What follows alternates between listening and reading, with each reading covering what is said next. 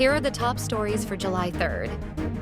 On Friday, July 3rd, the Office of the Ombudsman announced that it had filed a non-bailable plunder case against Senator Rodante Marcoleta before the Sandiganbayan. The case involves an alleged 75 million pesos in undeclared donations he reportedly received while serving as a congressman. The Ombudsman also filed 3 separate criminal cases for violating Presidential Decree No. 46, the anti-gift law, against Marcoleta and his alleged donors. Court records also show that the Office of the Ombudsman charged Senator Rodante Marcoleta, former lawmaker Mike Defensor, and businessmen Joseph Varias Espiritu and Aristotle Baluyut Viray with plunder under Republic Act No. 7080, docketed as Criminal Case No. S.B26CRM0018. The Ombudsman said the case was based on evidence showing 3 cash donations totaling 75 million pesos that were allegedly not declared in Marcoleta's Sal N and campaign finance reports. It added that Marcoleta had publicly acknowledged receiving the money while stressing that debt of gratitude cannot justify undisclosed financial benefits received by a public official. Sara Duterte's defense team says it is prepared for her Senate impeachment trial starting July 6th and might bring in surprise witnesses depending on what the prosecution presents. Defense spokesperson attorney Michael Poa said they have been preparing for more than a year and are ready after the pretrial conference. Poa said the defense is waiting for the Senate impeachment court's pretrial order, but noted that, so far, there are no changes to the scheduled July 6th trial date. The court earlier approved a 92-day trial period, allocating 62 trial dates to the House prosecution panel and 30 dates to Duterte's defense team. The prosecution listed at least 57 witnesses and the defense named 90 witnesses in its pretrial brief. However, Poa said the defense might not call all of them, depending on how the prosecution presents its case.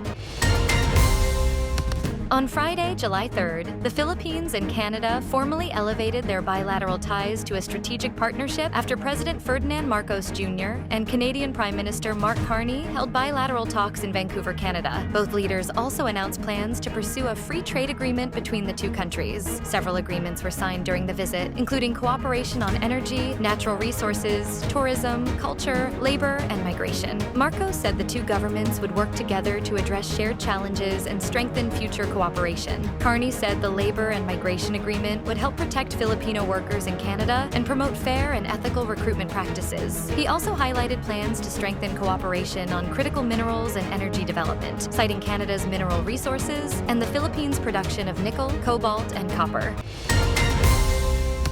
Pagasa said a potential super typhoon, internationally named Bavi, may enhance the southwest monsoon, or habagat, and bring rains over parts of the country next week. The weather disturbance may enter the Philippine area of responsibility by July 7th or 8th and will be given the local name Inday. Starting Wednesday, the typhoon may bring rain and strong winds to Cagayan Valley, Ilocos Norte, and Apayao. The stronger habagat could also cause light to heavy rain in Palawan, Occidental Mindoro, Western Visayas, Negros Island region, Zamboanga Peninsula, Barm, and Socsargen. By July 10th, the typhoon could also affect the Ilocos region, the Cordillera Administrative Region, and the Cagayan Valley. Monsoon rains may continue in parts of central Luzon, southern Luzon, western Visayas, Negros Island region, Zamboanga Peninsula, Barm, and Socsargen. Pagasa advised everyone to keep checking official weather updates as the cyclone's path and strength could still change.